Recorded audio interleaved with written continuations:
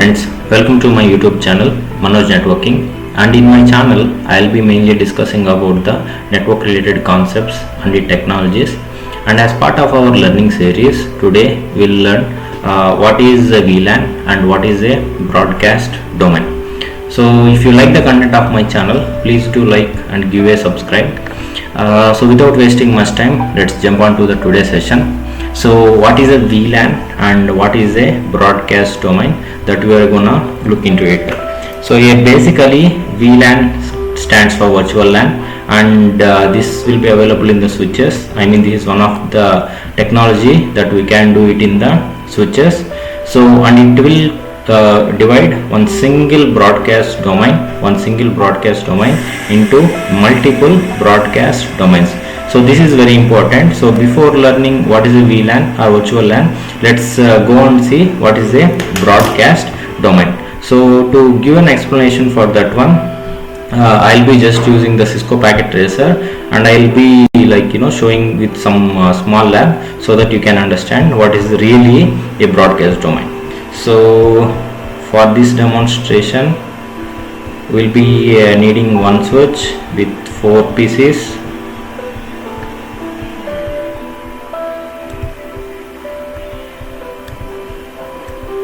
I'm just quickly connecting all the 4 computers to the switches.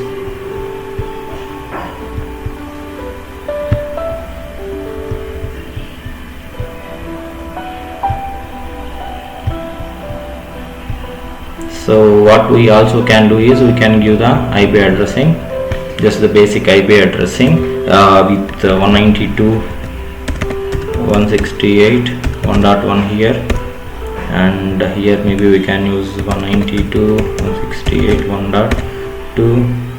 so here we can do 192.168.1.3. so till now I haven't created any VLANs here. So first I'll demonstrate what is a broadcast domain, and then we'll see how to create the VLANs.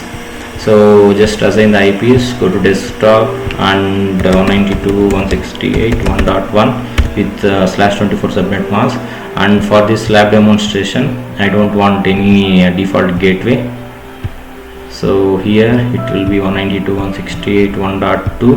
so 192.168.1.2 with same 192.168.1.2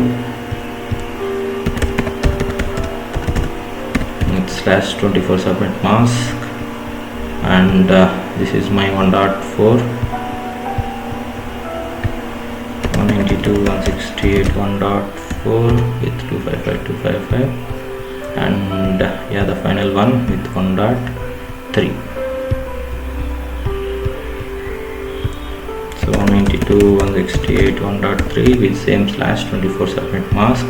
So what we can do is, now if I ask show MAC address table of this switch doesn't know about any of these computers. This switch basically doesn't know because no communication. Okay, it's already learned FA0/4 and 2. Okay, now what we can do, we can try to ping 1.1 to 1.2. so just go to simulation. Now normally what should happen means, so if I go and ask to ping 1.1 to 1.2, so it should go to 1.1 and it should go to 1.2. but what this switch will do, once the frames will be reaching by this switch, so this switch will send one copy to this computer, and it will also send one copy to this computer, and that's for the very first time. Okay, so let's validate that one. So to do that, we'll take one simple PDU. So I'm just asking the source will be 1.1, destination will be 1.2. let's see. So now if you see, so we can turn on.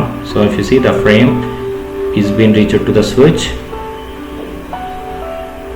and now you see, now if you see, packets or frames is being sent to this PC2 and to this PC1, but PC1 also received one packet. So this is the correct one. So now if you see, you will get response from 1.2. I'm just starting the simulation again. Now if you see, from 1.2 the packet again came back to switch, and again it will go to the PC1. Now if you see, you got a the blue tick mark here. So if you carefully see the events,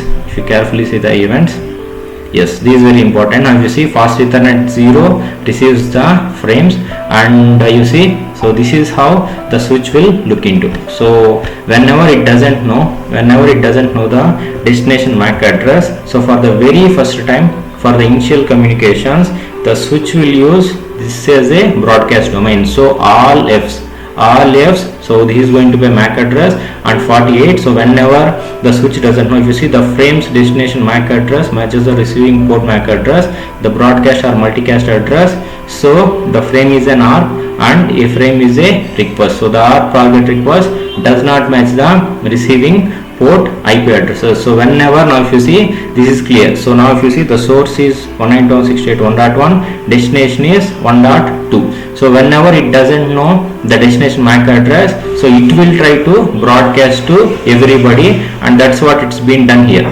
So if I just close this, so let me explain what happened here. So this computer 1.1 sent one request to switch telling I want to go and talk to 1.2. So switch, for the first time, it has 4 connected devices, and the frame is coming from this interface FA0/1. From FA0/1 the frame is been coming. So now if you see, whenever it doesn't know who is 1.2, what it will do, it will send one packet to this port, it will send one packet to this port, it will also send one packet to this port. Like let's say if there is one more computer called PC5, he is connected, he will also receive one frame, but none of them will accept that, but 1.2 will accept that, because he is the correct person, and now he will reply back to the switch, and now this switch will prepare MAC address table. Telling what, like let's say 192.168.1.1, this is the IP from FA0/1 interface, and his MAC is, for example, AAA, and it will prepare one more MAC address table 192.168.1.2. so, and this interface is, for example, FA0/3, and now his MAC address is BBB. Okay, so next time, like let's say if this computer 1.1 wanted to go to 1.2, directly the packet will go to 1.2. Now it will not send to this computer. So this process is called as a broadcast domain. So complete this process is called as a broadcast domain. I hope is clear. Okay, so basically broadcast domain means for the very first time, switch will send the information to all the available ports except the receiving one. So basically what is the use case of VLAN means, that's why we need to go for VLAN. So basically what it will do, VLAN will divide one single broadcast domain into multiple broadcast domains, providing a layer 2 security, very important. So VLANs will provide some sort of layer 2 security.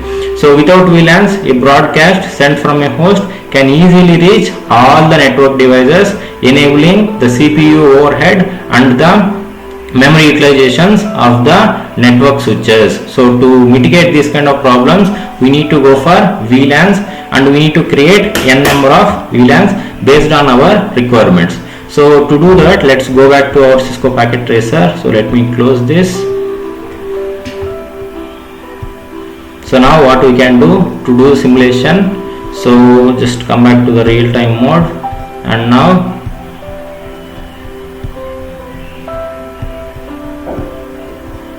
so we can make these two in VLAN 10. So these two computers we can make in VLAN 10, and anyway these two computers by default they will be in VLAN 1. So these two computers will be in VLAN 1, or we can even change to VLAN 20. So VLAN 20. So if I do this, so what will happen? Only these two computers will talk, and only these two computers will talk. So let's see how we can do that. So first go to the switch, create two VLANs.